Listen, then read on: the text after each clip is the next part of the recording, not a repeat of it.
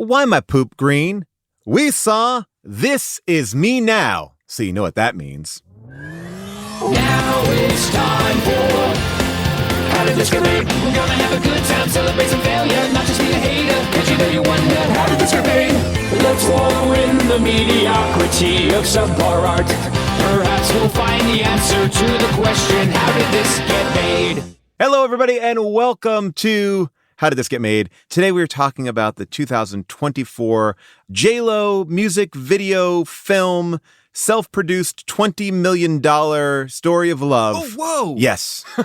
What? This cost more than Superbad? Well, it costs more than a lot of movies. A lot of movies. But to give us a little taste of it, take a listen to this.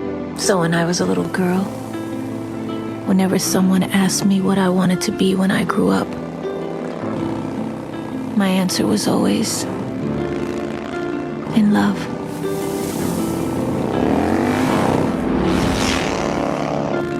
I want to be in love. But I learned the hard way. Not all love stories have a happy ending. And then the motorcycle crashes and the movie begins. But to discuss this all, please welcome my co-hosts, Jason Mantzoukas and June Diane Raphael. How are you both? Well, I mean, we just got back from the meeting of the Zodiacal Council. And, By the way, let's start there because I really, my only critique of this movie is that Capricorns were not represented. Neither were Aquariuses. I not know. at all? I figured No. because they were all named after star signs, there would Jason, they didn't have this everyone. made me mad. Representation Yes. I matters. hate to say this, but my sign was represented by the unequivocal best person at this thing, the Pantheon-level god, Jane Fonda, playing Sagittarius. And by the way, Jane Fonda's also a Sagittarius. Sag, baby! So I'm really happy for you, Jason, but the Capricorn erasure Wow. was really hurtful. June, I was furious that there was no Aquarius in this. And I was like, well, maybe I missed it. You know, I don't know. I went back as well. I looked at the whole thing. I will let you know the Zodiac. I believe they called it the Zodiac? Zodiacal Council. Yes, the Zodiacal Council is made up of a lot of interesting people. Like we said, Jane Fonda. We also have Post Malone. We have Kiki Palmer doing Keke Palmer. one best moment of the movie. Oh, Her Maya Angelou impression. so good. Trevor Truly Noah. So good. Jay Shetty, we have Kim Petras, we have Neil deGrasse Tyson. Sofia Vergara. I mean, it is, you're So who's you're who? like, wait, what? I mean, here, take a little listen. We are the Zodiacal Council, but the stars hold all the power. The stars can speak their minds, but what is in the deepest recesses of your heart is ultimately what will manifest itself. Sometimes I chew my hair. Same. You know what? You would look hot in bangs. Leo, always shooting your shot. Let her get out there and explore. Yeah.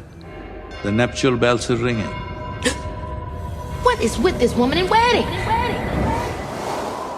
But by the way, according to the documentary about the making of this movie, Wait, what? Wait, you watched that? I did not watch that. I finished this on a flight and then I got to the hotel room and just been unpacking. I thought, let me put on the making of. Wait, maybe I think this might be the first time in history that I wanted that more. June I sought out more. that June has done extra homework. Oh, I for was the actually going to podcast? say, can we push a half an hour? Because I think I have to finish this. I would have watched it. I want to watch it too. What was fascinating is who passed on being a part of the Zodiacal Council. And one of those people who just couldn't find her way into the role was Khloe Kardashian. Oh, wow. Oh, there's a lot of no's in this movie. Like to a point where you're like, she asked so many people I'm surprised we didn't get a phone call At this point, I will say from Benny Medina. I'm upset. I was cut. I did do this, but I was cut. I could have been one of the friends.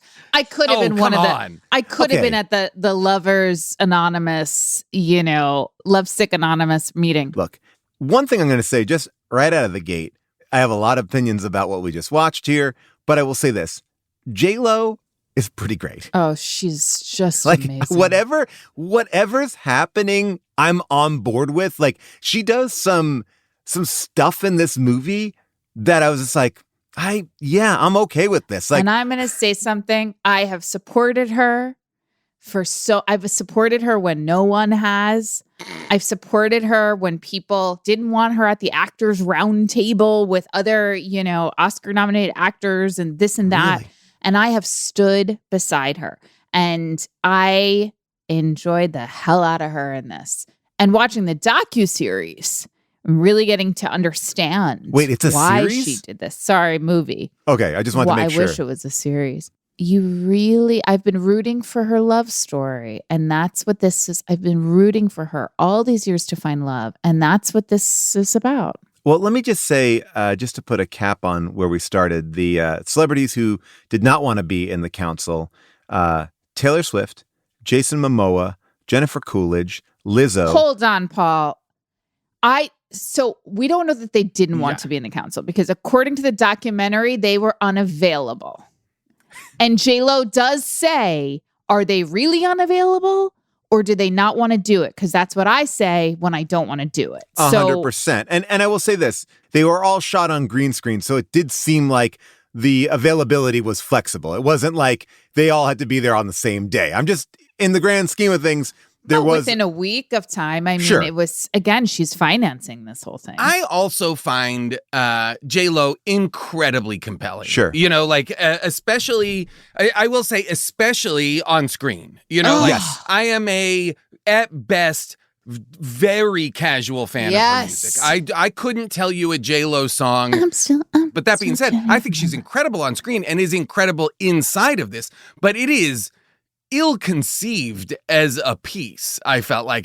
To your point, June, I would have loved it if this was truly a deep dive into the ups and downs of the J-Lo's romantic life told through song and image. But I think it ends. It's trying. I think it's trying, but not really, because at a certain point, I think you have to understand that if you're having repeated problems manifesting, engaging, and following through on a successful relationship and it's not working, the problem might be that Fat Joe is your therapist. I was just going to say, I think it all stems from Fat Joe being a terrible therapist. And that is, he is in a cardigan in this, and he is doing a multiple acting scenes with her. For another therapist. Maybe it's not Fat Joe. I'm just saying, I love Fat Joe as a performer, as a rapper. I think he's incredible. Maybe he's not a licensed therapist. I believe that love never dies and that forever is real and that as long as I can... Time's up. Let's pick this back up next week. Wifey's calling us. Hey, what's up, mama? Let's check off some reasons why Fat Joe might not be a good therapist. A, he sets an alarm to go off very loudly in the middle of sessions to say time's up. That's jarring. And usually most good therapists, they have a clock nearby actually that's just facing them and not the patient. Yeah. And just sort of casually glance. He also, the minute their session is over, takes a call from his wife, who is audibly yelling at him about continuing to see J-Lo and demanding that he stop seeing her, while he casually hands J-Lo's still in the room, a piece of paper that's almost like prescription for her to go to Sex and Love Anonymous, Addicts Anonymous, right? Yeah. Something like that. And his wife is still this is bad form all over the place for a therapist. And he also, maybe I missed some backstory with him, but he does seem to, at one point she's describing a dream she has where she's walking through the Bronx and it's, By the way, that was my subway stop. I was very excited about that Castle. Oh, that's Castle. cool. I was like, wow, I could have bumped into her. We were from the same block. Polly from the block? Is that why you keep trying to call yourself Polly from the block? Yeah, I was really trying to be like, when I was working at my dad's pharmacy, I was also Polly from the block. I would run around. Oh, how great would it have been if she walked by like a storefront and it was just your dad's pharmacy? Oh my God. My dad's pharmacy, Z-Stop Drugs, just walking by Z-Stop. Well, her therapist, Fat Joe, does remember the store that she references standing in front of. I can't remember what it was called because she says, "Oh yeah, she's gone deep with Fat Joe." He says, calls "I him remember Joe. that." So is he saying I remember that from your dreams, or I remember that because I also am from the block? I think he's saying I'm also from that neighborhood, and she calls him Joe. He's Fat Joe from the block? Yes. Wow. She also calls him Joe, which led me to believe, because I also had problems inside of the story being like, am I meant to believe this is a J-Lo, this is J-Lo in some sort of personal analysis of her life, or is this a J-Lo-esque character she's settling into? Well, do you want to know the answer? I do. Oh, can I take a guess before you tell us? Yeah. I think it's a fictionalized J-Lo. So it has a lot of similarities, but it's also different. One might even say a doppelganger. Oh, J-Lo. Oh, hang on. Now hang on. This is interesting. So again, I didn't get through the whole thing because I have to record this fucking podcast. But sure. From what I saw, she keeps on describing it to people who have many questions. And those people and still saying, have those questions now after the movie's done. And she says, well, here's what I actually want to say this on a very positive note. When we find her in the documentary, a studio, I don't know who it was. Amazon. That she had to deal with. It was Amazon? I believe it was, yeah. I don't know. She had to deal with to finance this movie/music video. Signed deal. They pull out. Okay, so then she's forced to finance it herself, which Ben Affleck has a lot of feelings about and makes them known. Now, she keeps on saying she's so inspired by what's happened to her and her story, which is the greatest love story never told, which is a book that Ben Affleck gave her. And in that book, which he titled The Greatest Love Story Never Told, he had compiled all of their emails, all of their texts to each other, all of their letters to each other over the course of not just this current relationship they had, but the 20-year span that went on between the two of them. So when we find Jennifer Lopez in the documentary, she keeps on talking about how the chances of finding this love later on and realizing she had never fallen out of love with him. They had just been on pause. And this is the saddest part of this is knowing they're no longer together. Wait, what? yeah. I know. I'm an actor. So you are. That was great. But the funniest part of the documentary is that she takes that book, that very private book that he's brought to her. Yeah. This is so tough. You know this part, I know Paul? this part. Oh, yeah, you know this part. I don't. Oh, God, it's really tough. So, again, this book is a giant binder. She keeps it a secret for herself, and she only looks at it and shows it to herself to remind herself what love is? Jason, she takes it to the recording studio. Oh, boy. And it's splayed out on a coffee table. And people are invited to flip through it.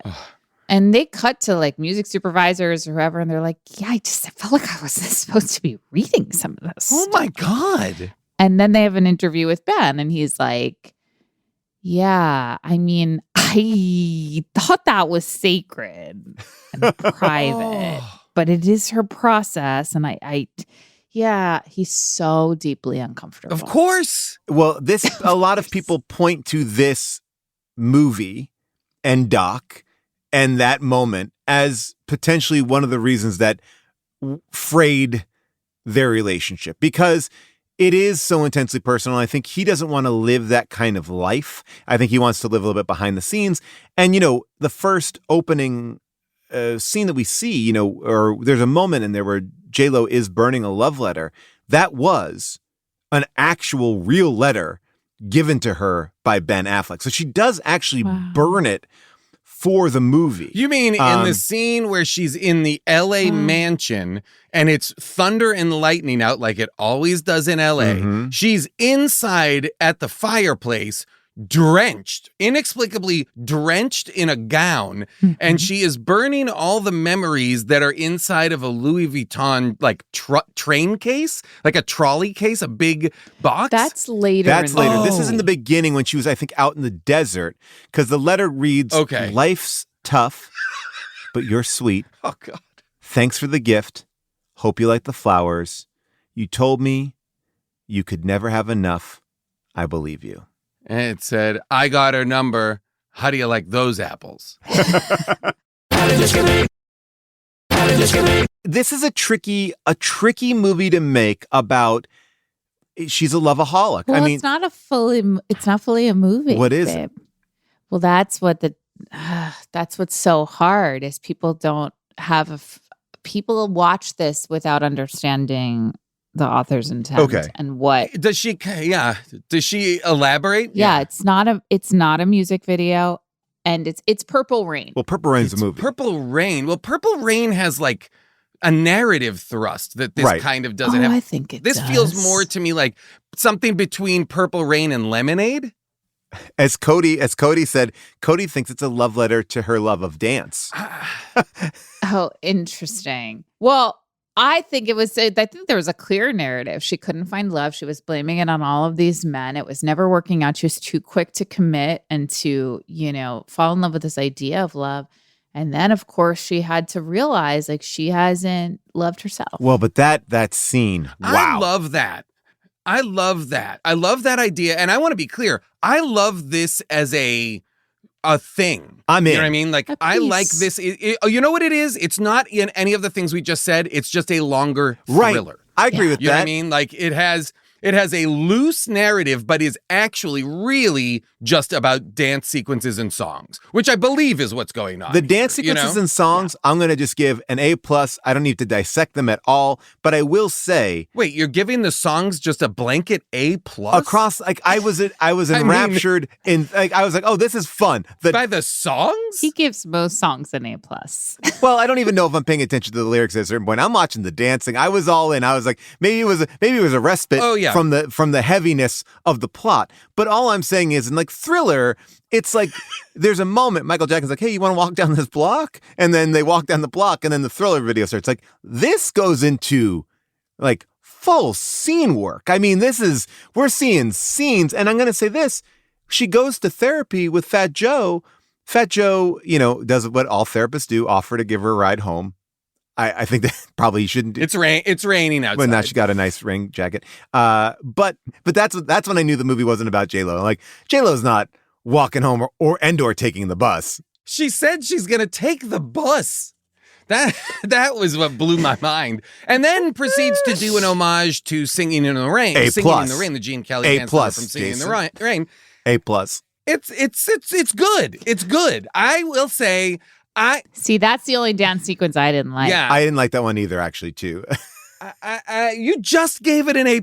I don't understand what's going on. I know, but I had to ride it. I don't mind. Because my problem with that sequence was there's no world in which J-Lo should ever be doing. Really, it upsets me to even talk about, but there's no.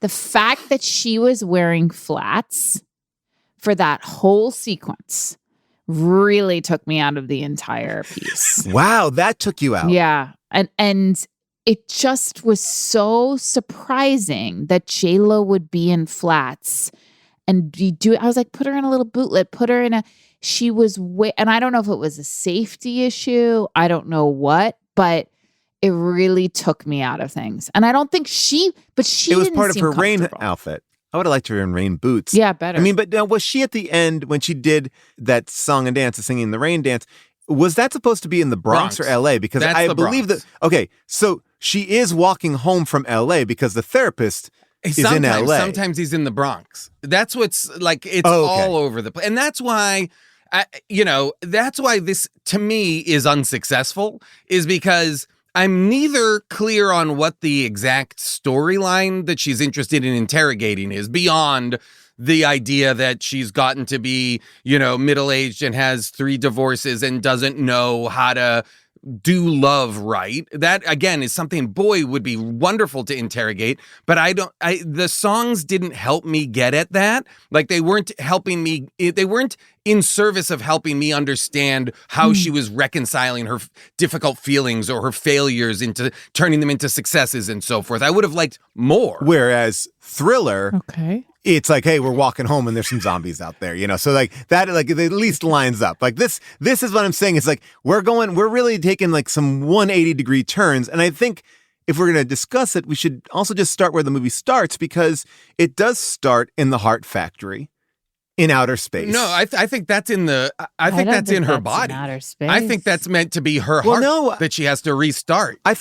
Correct. I thought that Zodiacal Council was like at one point the camera. Well, pushes I don't think away the from Zodiacal Council. I don't think the Zodiacal Council is where the Matrix Revolution style, Rhythm Nation, Janet Jackson Rhythm Nation style heart.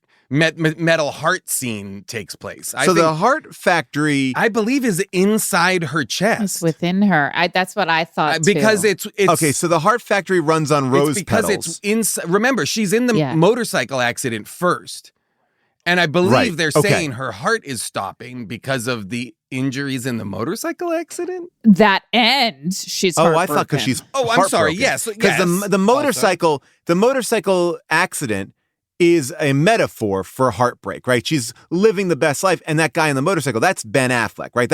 And Ben Affleck does make a couple of appearances in this, but that I don't know if that's truly him or it's a representation of him. Like he is the guy because he has the same Armageddon Ben Affleck just so you haircut. know, in the documentary, she says this is all loosely inspired, so don't look too closely. Loosely. Yeah, but also don't be too far away. Yeah, and everybody, I think a lot of the people that were cast in it, especially the husbands, are all dancers. It's Derek Huff. It's people who are executing these elaborate, huge dance sequences.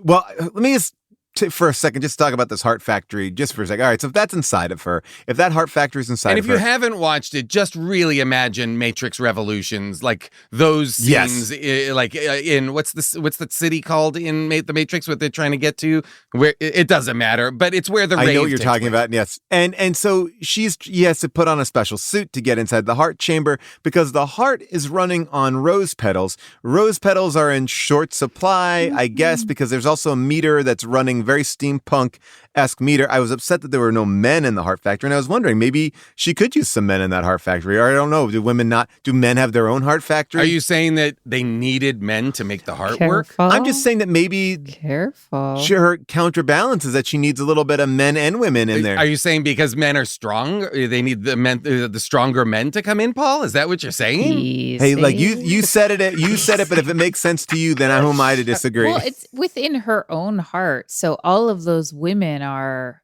ostensibly her versions of her. Oh, I mean, I guess there could be a very masculine version, but well, yeah, maybe that's a part of her that she, because they all looked a little bit like her, and maybe there needs to be. I mean, because here's the other thing: the Zodiac Council is one council. The Zodiacal Council is one. Put some respect on their name, Paul.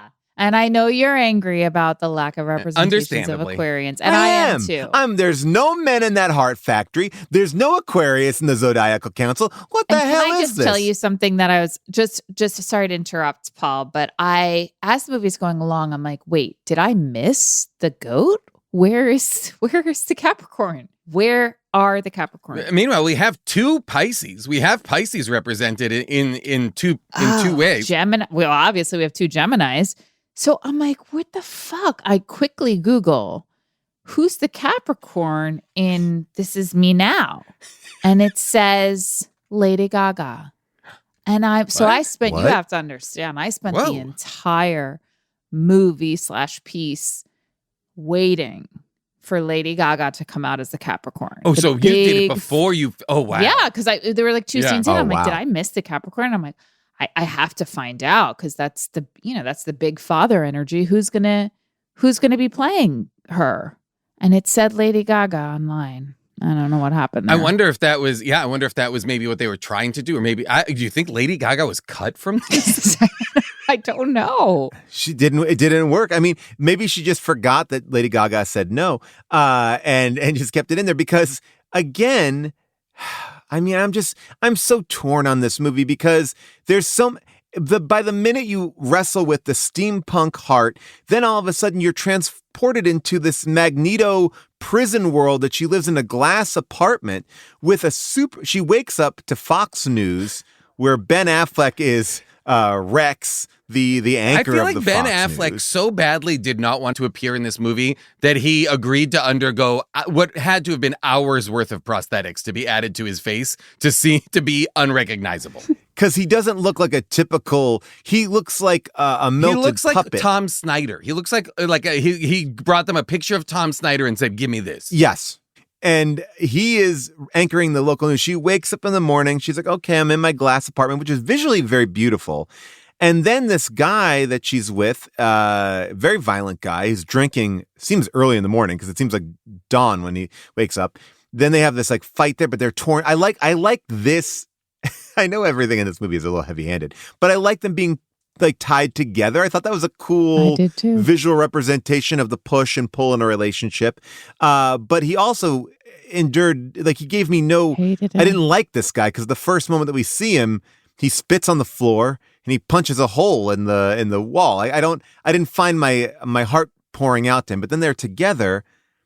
But where did he come from? Because is that another dream or is that real life? Well, I guess I would have, I agree with you, Paul, and I guess I would have liked it if a lot of these relationships that are depicted inside of the dance sequences, I was better understanding where they fit into the chronological learning or not learning of J-Lo's character in this. Is she learning from each subsequent relationship and getting better, or what she seems to be saying in therapy and in the intervention is, what's wrong with finding someone for the rest of my life? Or what's like having these kind of almost like teenage questions. And I'm like, well, where are we in the trajectory of your understanding of love? At one point when she's getting married to 4 different gentlemen that keep on switching back and forth.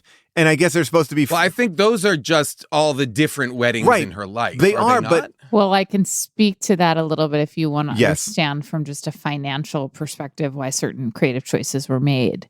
So originally they were going to show like a sequence of multiple weddings, different locations. This wedding is on a beach. This wedding's over here. It's multiple locations, giant extras, all of it.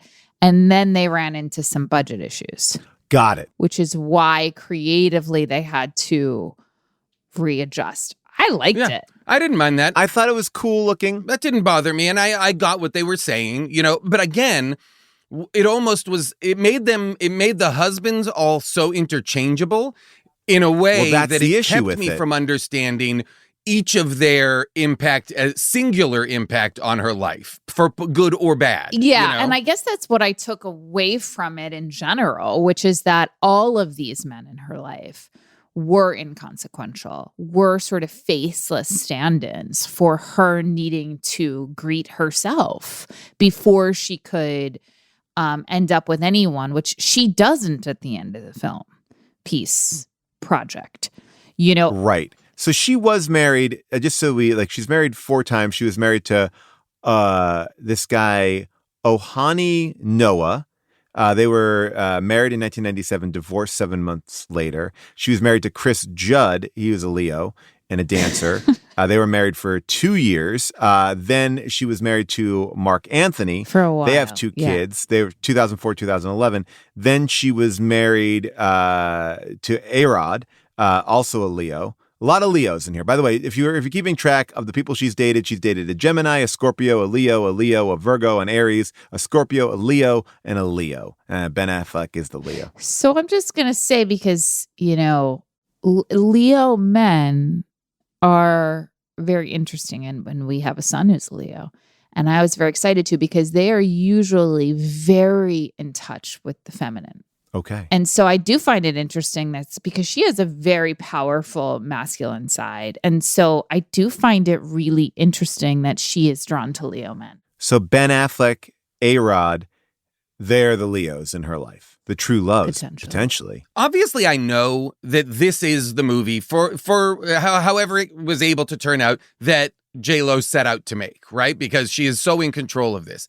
But I think what we're coming up against, or what I will say for me, what I'm coming up against is, and what we're talking about is so much of what she seems curious to interrogate is so interesting and so compelling. But as a person to be looking back on their loves and their growth and their emotional growth, all of that's super compelling and interesting to me. The movie didn't capture it enough for me to get invested, but boy, do I wish, and again, I know this was not her intention, but boy, do I wish that J-Lo had instead made a narrative feature film in which she truly plays a character who is unpacking these same issues, because this is fascinating territory. Maybe we'll see that.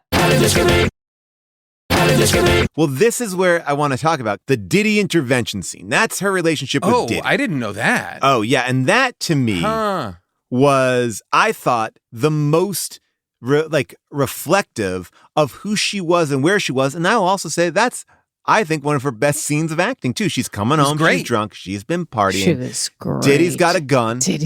What's super interesting. I mean, that is true. They went to, I think they both were arrested but for that. What's hard about the movie as it exists, because it's such short time and it's so dominated by the songs, that like all of the husbands appear to be happening to J-Lo concurrently, almost in the same period of time. Like there's no effort to make that slice of it feel as though it is from quite a long time ago. Do you know what I mean? Like, sure. Right. It all feels like it's happening within a week, right? It doesn't feel like a going back and forth, right? It just seems like yes, I understand. Like the timeline of it is weird because it's not all in therapy. Like she goes to therapy, she leaves therapy, she comes back, she's having dreams, she's having real moments.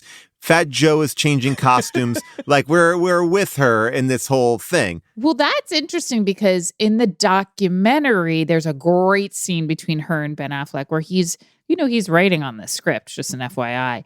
And he's punching it up and they're working on it together. He's on a computer, and I did think it was interesting that she's on an iPad with a detachable keyboard. Got it. Okay, so that's interesting to me. Different ways of approaching the work. Paul and I know somebody who like exclusively works off of an iPad, no computer. And I just find that to be the most reckless way to live. But she's telling him something about the story in the movie. And she's like, yeah. And then I was 28 when this happened. And he goes, no, you weren't. You were older than that. And she's like, no, no, but I was 28, meaning the character, and I'm speaking, and I was 28. And he goes, you're telling me that in your own autobiographical film, you're making yourself younger? Yeah. It's such a great moment. And they have a laugh about it, but it does seem like she's unwilling, and I understand and I can appreciate this, to nail down ages and times. And to be quite honest, she's a woman in her 50s. She couldn't look better. Couldn't dance better. She could not look better. But you know what I would have loved? Like one of the things I loved actually was, and I would have liked more of this, is when there is a little girl who is representing the little girl J-Lo, the little Jenny in the world. I would have loved it if there was another actress representing her at a teenage or early 20s. It would have helped me understand the different relationships happening to different age J-Los, rather than it seeming like a woman in her mid-50s is dating 20-something gangster, like gun-toting Diddy wannabe to the Derek Huffs and the Ben Affleck analog and so forth. It all feels like it's happening to her in the present day. It muddies the story because it makes it seem like she's doing all of this in her 40s and 50s, and that's just not the case, you know? Right. Well, let me ask you about this. We have the council. We've talked about the council, but she's also surrounded by her friends. I like that you've now just abandoned saying zodiacal. Now she's also surrounded by her own friends. The biggest thing I had of a problem with in this movie is that J-Lo doesn't have any friend named Mike. Like when she says my friend Mike, I was like, I found that to be the boldest. I was like, she has a friend named Michelle. She has a friend named Michael. Like Mike. There's no Mike. She's not. And this guy comes on with a British accent. I'm like, this guy is. Well, give him a name. Give him some. Don't call him Mike. That's like in Game of Thrones where there's like there's Tywin Lannister and there's this guy and then there's just a character named Kevin Lannister. Kevin. And they're like, what do you think, Kevin? Well, I couldn't tell one apart from the other. They all seemed, they were just simply, I I think too Well, many. June, that's why they weren't given names. They were giving, Mike is the cynic, and the rest don't have names. Yeah. It's the cynic, the lover, the quiet one, the realist, the idealist, and the fighter. I don't know who the stealing person is. I think that may be the quiet one, the one who's always stealing all the stuff all the time. And I couldn't figure out what they were supposed to represent. You have these two large ensembles, the Friends and the Zodiacal Council. And they kind of are the Greek chorus of the piece. Interesting, but again, doesn't really work. You know, you've got like the gods of the zodiac sign up in the heavens, and you've got the chorus of friends on the ground, but none of it really adds up to anything. I end up caring not at all for the friends, except for even like the intervention could have been a great scene for those friends to really drill down into character bits or I don't know. It just wasn't. Well, I'm sure you were happy with the Zodiacal Council. Always. There was a Sagittarius Always. there. Yeah. I loved the Zodiacal Council just because they are wearing crazy outfits. They're clearly alone It's doing Clash it. of the Titans They're not together. style. They're all talking Yes. across the circular table, and because they're never going to be in a shot together, it's always over somebody's shoulder that you don't see. And one of the things I love is they all love Vanderpump. That was funny. So funny. By the way, and that's what I'm saying, like this movie does have like a weird sensibility to it. I'm like, that was fun. All right, well. And that would have made it, I think, a lot more fun if it was interested in having more fun itself. You know, if the movie's tone was closer to the movie that Keke Palmer is like in. that. You know what I mean? Like, who I think is so funny and is doing such funny stuff. Again, alone in a vacuum, I'm sure. But that's interesting. Also, at the end, has a funny outtake on, like, you have me saying the craziest shit. Like, oh, there's a thing where Sofia Vergara says, I think this is the weirdest thing I've ever done, or something like that. By the way, did you remember, there's one person I didn't recognize in that council, and that was played by Guru to the Stars, Sadhguru. Do you know Sadhguru? I didn't know Sadhguru. No, I looked it up as well, though. Okay. Yeah. Sadhguru was paid $200,000 for his appearance in the Zodiacal Council. Whoa, that's a lot. Yeah, a lot. He is Who is he? I mean, the way that it is described to me is he is the guru to the stars. And look, he has got a nonprofit. I wish that they had just cast Mike Myers as the love guru. By the way, it would have been. Yeah, that would have been great. He was unfortunately busy. Maybe Rob Hubel could have stepped Yeah. one of the stars, the love guru. He has a unique approach to blending science with spirituality, which actually resonates with a global audience. Rather than dismissing modern science, he often incorporates scientific perspectives into his teaching, using them as a framework for deeper spiritual understanding. So I imagine that him and Neil deGrasse Tyson are really getting along on that Zodiacal Council. I thought there was something interesting. The movie, again, comes in at an hour and change. Like, 65 minutes. Short. It is a 1 hour and change movie. And it is, mostly just long form music videos. That being said, there are all these kind of scenes, but it starts interestingly with not the Zodiacal Council or not these kind of big thematic elements, but I thought a really smart and interesting thing, which is this fairy tale, this fairy tale about Alita and what that story is. And I was like, oh, that's a great way to frame this. That's a great through line. It's not a through line. It comes back near the end, but I was like, tell me your story through the lens of this fairy tale. That I understand, that I get. That's something I can wrap my head around, but I didn't think that the scenes were maybe I'm wrong, necessarily a depiction of the events of Alita's journey in the fairy tale. And J-Lo putting herself inside of that, which would have been interesting. I thought that fairy tale was showing us how obsessed with falling in love she was as a little girl and how it felt like that was going to be her destiny. And then she never found it. I mean, most of the scenes that are not like the dance sequences are not, except for when she comes in rather tipsy, they're not that compelling, except for the scene with the little girl. Great. And I'm not going to lie, I teared up. Now, my one question though is when she's singing with the little girl is singing in the piece, but there's no sound to her voice. No. So she's like lip syncing. Just lip syncing. Well, because you don't want to hear her sing.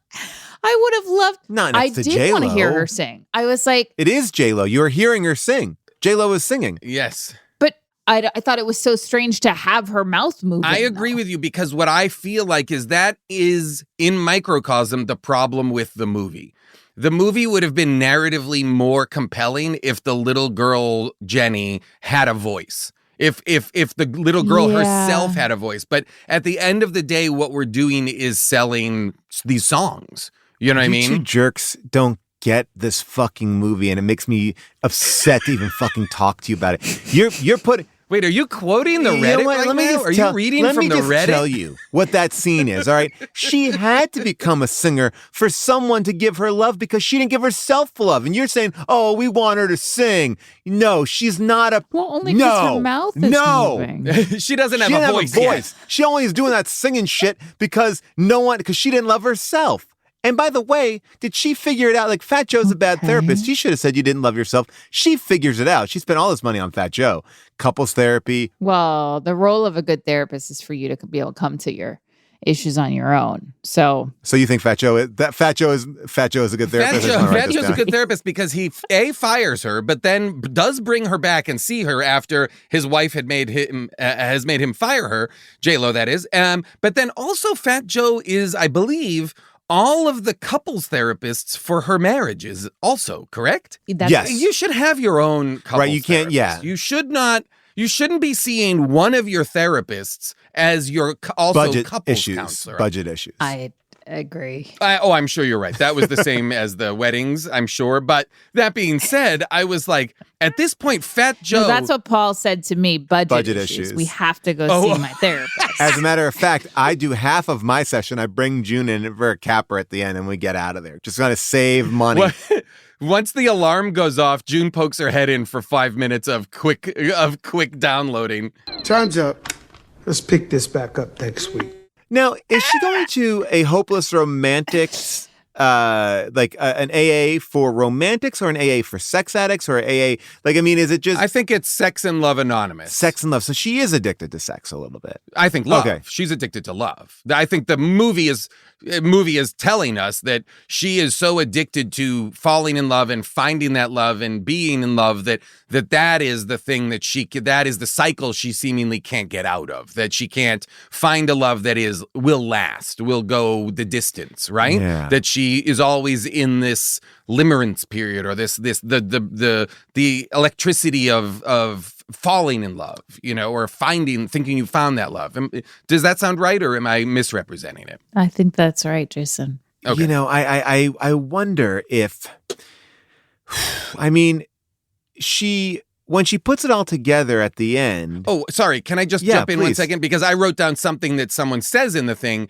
She's saying, it's the intervention. She's saying, what's wrong with wanting to spend your life with someone, blah, blah, blah. And it's the idea of romantic love versus real love. Right. You know what I mean? Like the idea of the ideas of around romance versus what a long-lasting, lifetime loving relationship actually looks like versus the music video versions of love that are, dance sequences and that have all this big emotionality to them, if that makes sense. Well, I also think, what I thought was cool about the very end was that after realizing that she is not able to find love or real love that's based in reality without loving herself, she was also, once she came to that conclusion and decided to love and take care of herself with that little girl part of her, the other thing she was able to do was to genuinely be happy for someone else who had found it. Yes, at the Burning Man wedding at the end. That's right. Yes. And you'll also notice that in that same section of the film, we do in fact cut back to the interior of the metallic heart matrix world in which she has successfully rebooted the heart. She has successfully, I don't know either, but she successfully rebooted the heart, put a pedal in there or whatever it is, and then she comes out and the roses are blooming and she's figured out how to love herself. This is what makes it so bad. It seems there's some sort of container. There's some container of petals that she was able to bring into the atrium and drop off and somehow. But then they come out and like I'm the not sure fields, how. the fields are rich with roses that are growing from the ground, whereas before those fields had been fallow. And again, I just have to keep on saying that as we talk about this, but a lot of imagery here. A lot of imagery, but I also want to say it makes it even more sad that she is now divorced from Ben Affleck after this. It doesn't actually. Why? Because I thought about that a lot watching it because I was like, is she going to end up with him at the end of this? Because at the end of it, she is on her own. Okay, so she's without, like, she doesn't need a man to fill that void because she's figured out. I believe in the world of this story, in her mind, she needed to complete this journey in order to come back to him. That's the part we didn't see. Right, because she needed to be full before she could be. And I love that idea. Yeah. But here's my question. And by the way, they might get back together. I would not rule it out. You heard it here first. Folks, Why not? You heard it here first. I would not rule it. I would not rule it out. I think we said Helen Mirren was going to be in Fast and Furious, and we were right. This could be the second one. Why does everybody in this movie put sunglasses on at the same time? Everybody in the scenes, the Zodiacal Council, after a certain point in the movie, everybody's just inexplicably wearing sunglasses. I couldn't figure it out.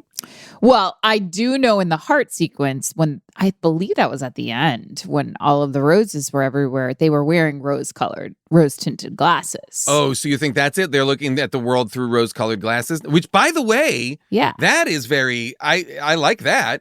But that is actually unreliable then, because to look at the world through rose-colored glasses is actually to not be looking at the world as it is. Right. That usually is something you say about someone who is attributing a false sense of positivity to the world that they're in, right? I think that's true, but in the case of the artist, which is what Jennifer Lopez's character is named, in the case of the artist, her heart needs to believe that it's possible again. Which she does. I'm going to just say, so I did do a little research on the hummingbird thing as we were talking about it here. It seems like J-Lo kind of made up that story. It's kind of true, kind of false. It's a little bit more like Romeo and Juliet, and a little bit like Pocahontas in a way too. It's a mixed story. But it is that same idea that this bird is always looking for love. The hummingbird is looking for his lost love. And I think that's J-Lo. It's weird that J-Lo's mom told her the story and cast her as the girl when she actually is I think that J-Lo is the hummingbird. It's interesting. It leads the story, the legend of the hummingbird, which is the Alita story, is the story, like you said, it's a Romeo and Juliet. It's a taboo love between the Alita character and someone from a rival tribe.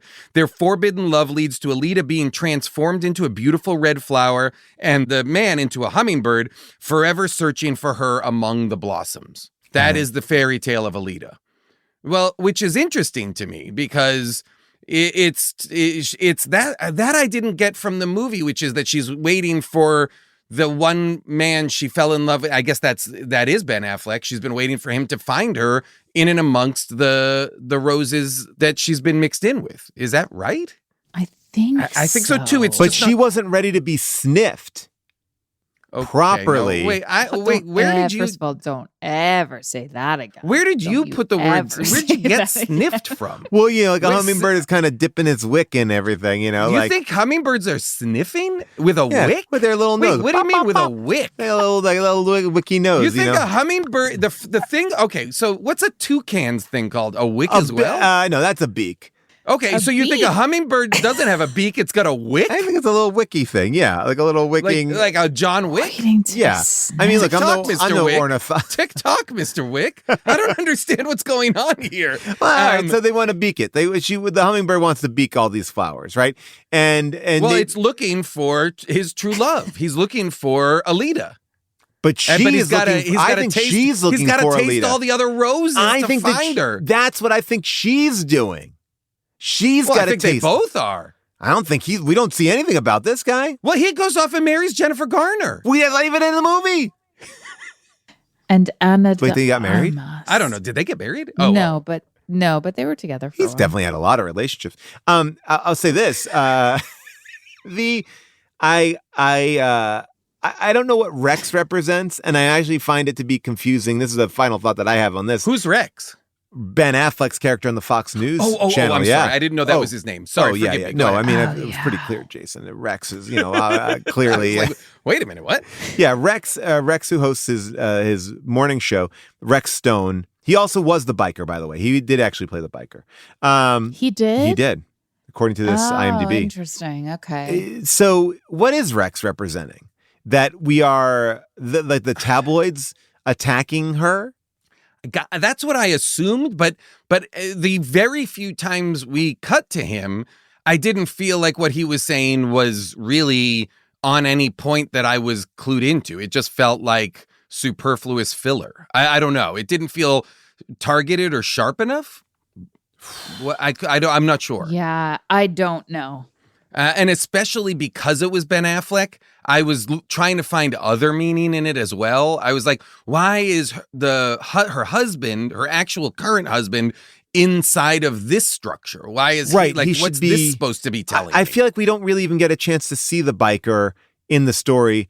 One last thought here. I will say this. The Greatest Love Story Never Told. That's a documentary about the making of This Is Me Now. That comes in at 1 hour and 26 minutes. So it is a longer, the documentary is longer. That's incredible. Okay, we got to do the documentary for a last looks. I would love, I'm really enjoying it. Can we agree that we'll all three get together for a brief conversation in a future mini episode to just talk about the doc? Because I will watch that. Oh, I want to watch it tonight. I also just want to say two things. Where was Leah Remini, her best friend?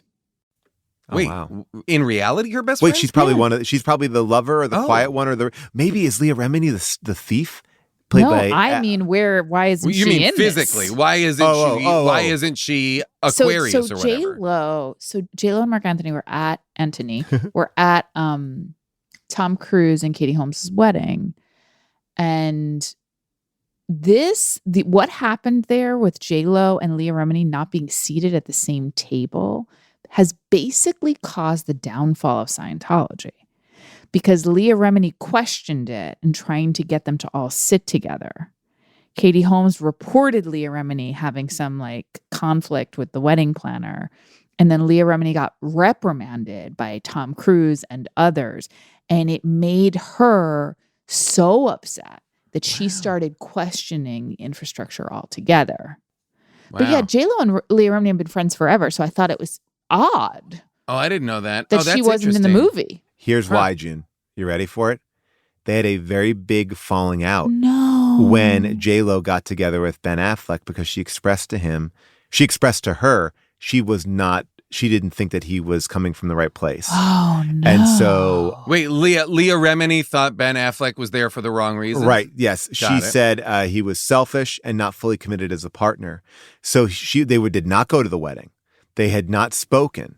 Okay, so I'm behind on all this. But then when Leah Remini got her divorce, they have recently reconnected. Oh, they buried the hatchet. I've always been rooting for them as friends. So for 2 years they've been apart, but they had a long heart-to-heart conversation. Good. And they couldn't believe they were both in the middle of a divorce. Yeah. And they rekindled their friendships. So that is really good. And look, and by the way, a good friend to get out in front of that. And she was right. She was right. Well, listen, it's all a part of the journey. I still think that, God damn it, they might find their way back to each other again. I hope so. I hope so. They whenever they get together, they do seem happy. Which is kind of amazing. But they have boy, something. like this, there was something that I found this film to be kind of impenetrable. Yeah, I that's why I think it'll be interesting to for me to finish and for you all to start the companion piece. I think I'm going to get way more out of the documentary. I think that's going to be what I want, which is actual conversation about actual feelings. Yes. Right. And I do think visually there's a lot in here, and they talk about in the documentary, that is, a reflection on her other album, This Is Me. It's like 20 years later, however long later, we're getting some visual references that take us back to the other album. And there's a lot going on that they get into. And by the way, I kind of think it's fine to have a documentary or a companion piece to then watch another piece with. And I have to say, I do appreciate, and you get to know more about it in the documentary, J-Lo trying something. Sure. And you get to hear about how scared she is of this failing. But imagine if these songs were great. Like, forgive me, have any of these songs been hits? No. And I'm just unaware of it? That's a no. Like, if these were, if this was like Lemonade, if this was Lemonade. a series of songs that were undeniable, then we would be having a very different conversation, you know? This is the thing that makes it even more of an issue is, she wanted to go out on tour with this album. Oh, and this was the canceled tour. This is the canceled tour. I Yeah. see. So then when she realized that it wasn't working, she said, she changed it from This Is Me to This Is Me Greatest Hits. And then it then canceled. I'm so looking forward to the documentary because I do think that's the movie I wanted to be watching, you know? For sure. And it's hard, right? Because like you look at Beyonce and what she's able to do visually and what she was able to do with Lemonade and what she's able to do with her songs and her dancing and how sort of iconic and like the visual language she has created around her music has been so effective. And it feels like J-Lo is so inspired by that she wanted to do it too. And then she was also, to me watching the documentary, I'm like, oh, there's a sweetness to seeing this woman who's so drunk in love. Right. And who's like, I'm 50 and I figured it out and I want to share it. And it's very endearing. And it's not Lemonade. Well, I guess what you're saying is maybe she needs to get off that iPad and maybe get onto, maybe onto Final Draft. Yeah, Final Draft. Get onto some sort of a laptop of some kind. Because I don't know if an iPad's going to let you go that deep. That's all I'm saying. It's like, I know what you're saying. Honestly, there's so many creative limitations to an iPad. This is real. It's true. Yeah. You can only do so much on an iPad. I mean, it's just going to... By the way, I just Googled Beyonce laptop. There's multiple images of Beyonce with a laptop carrying it into locations, on a bed typing, at a kitchen counter.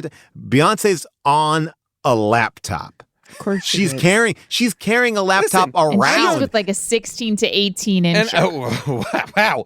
And I'm not saying it's either Beyonce or J-Lo. There's so many pictures of Beyonce with a laptop. It doesn't have to be Team Beyonce or Team J-Lo. These are both iconic performers of our time. But I just this was not sticky. I don't remember the songs, and the stuff felt a little derivative of other things. I'm going to say one more thing. I just typed in J-Lo laptop. It's only from movies. Then I typed in Taylor Swift on laptop. Taylor Swift's on tons of laptops. Everyone's on laptops except J-Lo. Wow, this could be the problem. Wow. Get J-Lo a laptop. Fat Paul, Joe should have said your issue is not having a laptop. His prescription should be, don't go to Sex and Love Anonymous. It should be, here's a MacBook Pro. Get J-Lo. And Final Draft. Get her Final Draft. And a Final Draft license, but it runs out in 3 months and it won't work. Oh my God. Obviously, we have opinions about this movie. There are people out there with a second opinion. It's now time for Second Opinions. The movie was a piece of shit, yet this person recommends it. Tell me, what is the message? Maybe that art is subjective. I need a second opinion. All right. This Is Me Now, a love story. The average rating is 3.6 out of 5 stars. There are 476 total reviews. This is a film that is on Amazon, so easy to review it because you don't even have to leave the place. 61% are 5-star reviews. The first one from ML is from Mike the Cynic's mom, who said, Mike the Cynic is awesome. 5 stars. So sweet. That's cute. And then we go to Robin Glasgow, who writes, Britney, Beyonce, Janet, respect you as performers, but J-Lo, 8. I've watched it 5 times. Anyone who rates this below 5 stars was never a dancer, never been heartbroken, doesn't get artistry, has zero creativity, or is a Taylor Swift fan. 5 stars. Jenny owns the block. Wow. That's a huge statement. Huge. She 8. 8. Emily J.H., I'll read her title as the introduction line because that's how they wrote it. If you don't enjoy watching a 51-year-old woman dance like nothing else matters, Paul note, she's 55, then maybe this isn't for you. But if you think, damn, I didn't know Jennifer Lopez could be that real within the first 10 minutes and proceed to watch the movie 3 times in a row because it's just that gorgeous, you might be a complete movie nerd like me. Seriously, candidate for best film since The Truman Show. Funny. Whoa! Not if you gave me 1 month. Yeah, that was a tough one to get. And unlimited guesses. Yeah. Never come to that. Wow. Funny because I tried to listen to the album on its own and I was like, yeah, still not a J-Lo fan. Yet somehow this was transformative. And yet it has cheesy moments. See, that is interesting. No one stands up and gives a moving speech in the first time they walk into a 12-step group, but the dance number that followed nailed the room. I watched that scene alone probably 10 times. Now, I shocked you with the Truman Show thing. Get ready for this. Therapists out there, fantastic inner child scene that I've already used in my sessions. What? So this is a therapist bringing it in. Is it Fat Joe? Is that Fat from Joe, Fat Joe? 5 Dr. stars. Fat Joe? Bonnie Blue writes, for less than 50 minutes long, this packed a big punch for me. Never have I been a J-Lo fan, but this woman is so talented and has matured and grown. Wasn't sure about the beginning, but now I get it. Love the songs, the theme, the approach, the costumes, the humor, the astrological side theme, and surprise appearance of actors that I know. And at the end, when I found out who Ben Affleck was in the movie, I belly laughed. At the end, I kept smiling when she, quote unquote, got it. Oh. And that she has the courage to attend a 12-step meeting. That was awesome. I hope that helps others do that too. Maybe this is not a real 12-step I know, group. I know. Maybe because I've always been a total romantic. Maybe because I've been married and divorced 3 times too. I used to think of myself as a 3-time loser, but maybe because I believe in miracles and signs, although mine come from God. And I know that love is the greatest gift that we can give and receive in this life. Romantic love is just one expression of it. I love this movie and considered purchasing the CD. The songs are great. I've read that J-Lo isn't a great singer. Well, she is now. P.S. Whoa. That scene at the end when she does a takeoff on Gene Kelly's Singing in the Rain, that was wonderful. Respectful of the original, but in her own style. We'll watch this again and again. Bonnie Blue, outstanding. Wow. Isn't Gene Kelly kind of in tap shoes in that number? In Singing in the Rain? No, he's like in boots, I believe, right? Because he's like hitting the rain, right? I don't think he's in. Just like I felt like it's. I don't know. I was so taken out by the shoes. I'm pretty sure like he's in soft heels. Shoes. I'm pretty sure he's in stiletto heels. He's in what I wanted her to be in. Well, I do want to watch a 55-year-old woman dance, and sure, I do. I want to watch that. I will say, to answer June's question, Gene Kelly seems to be wearing loafers, and then he went in and dubbed his own tap dancing sounds afterwards. That's fine, but to me, that's what that sequence needed desperately, was the sound of shoes hitting the ground. I mean, that to me is like, that's Gene Kelly. That's, and it seemed like she was wearing ballet flats. Anyway, I'll move off it. And the final thing I just want to bring up, and we didn't talk about it at all, is when she is lip syncing or movie syncing the Barbra Streisand scene from The Way We Were. That was an interesting moment. I enjoyed that too. I thought that was a very interesting moment. But then that was again, that was one of the moments that I felt like this is real. How much money do you think that cost for her to license that into her movie? Because that's a pretty big movie. Yeah, I don't know. I read Barbra Streisand's book. And for her to even get her hands on some of her old work, I think she did a restoration of that or did some sort of tweak on that. And it was it was a monumental task to get her to kind of get in there and tinker this. And so I wonder, I mean, this movie seems like it spent a lot of money on gurus and on random stuff, like and digital effects and all those like they pedals. must have spent millions and millions of dollars just building those glass boxes and those glass houses and all that stuff that is just digital. And Neil deGrasse Tyson needed a special kind of sunglasses because he refused to wear any sunglasses that wouldn't block out the moon and the sun for real. He was very he was like, if I'm going to wear these sunglasses, I want it to be truthful to the sunglasses that I would be wearing. Yeah, so that was very expensive too. Any final thoughts? Everybody's out of their goddamn minds. Any final thoughts? Oddly, I loved it. I would watch it again. I kind of am like, it's one of those ones where there's so much of a person in this that I also felt like oddly connected to her.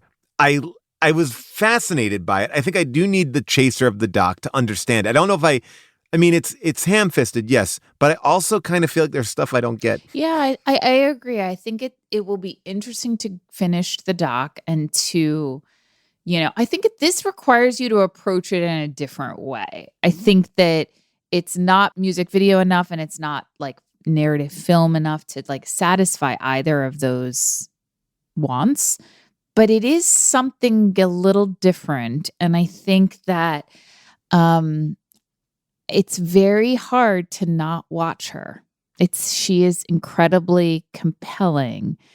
And I want to see, I guess what I walked away with mainly is, I want to see her act more. I want to see her in Out of Sight again. I want to see her again. I want to see her elevating things that are not good the way she does. Like I like that movie Marry Me that she did with Owen Wilson is not a very good movie, but she makes it very watchable. Like that. Thought she was great in Hustlers. Yeah, she's done great stuff.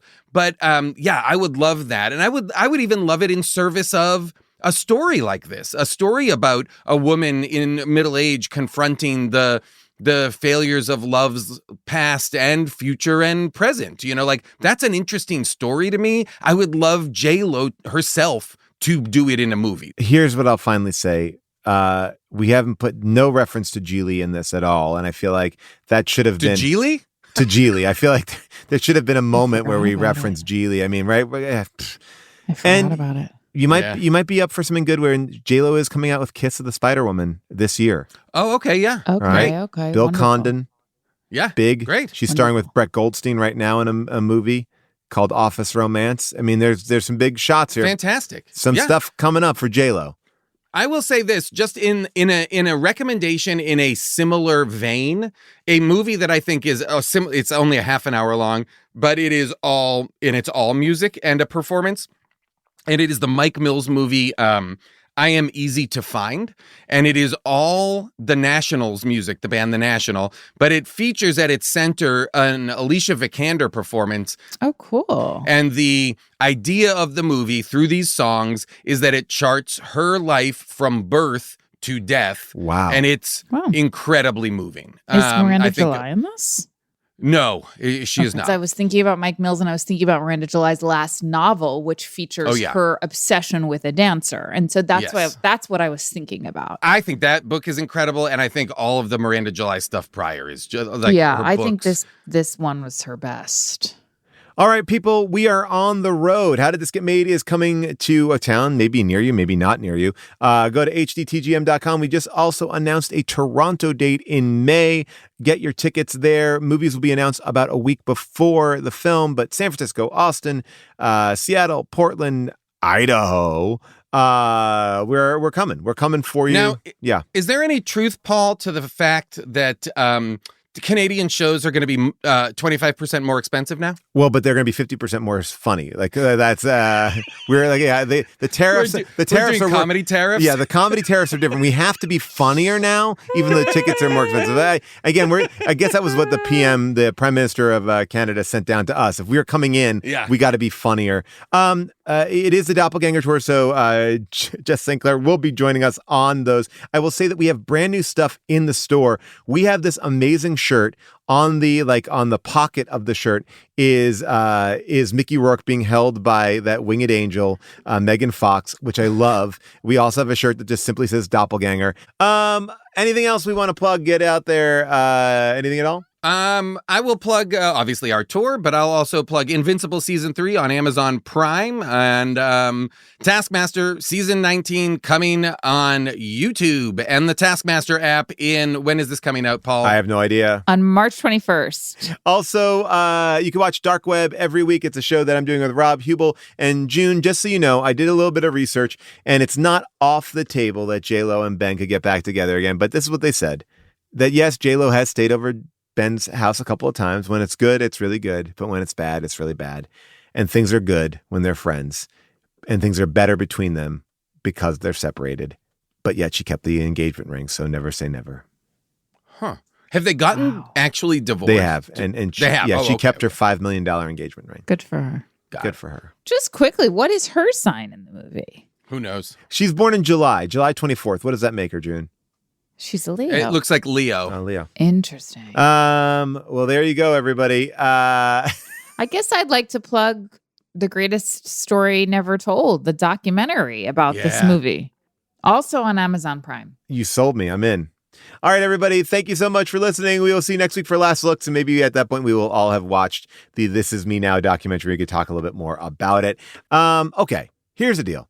This show was put together by an amazing team. Our producers, Cody Fisher and Molly Reynolds, our movie-picking producer, Avril Halley, our associate producer, Jess Cisneros, our engineer, Casey Holford. But I want to give a special shout out to Emily Higgins and our intern, Zaria Taylor, for their extra help on this episode. You worked magic. We appreciate it. Don't forget to follow and rate us. You know, we like to be rated. Just get those numbers up. Tell people about the show. It helps. Come see us live. Get people talking. I mean, come on.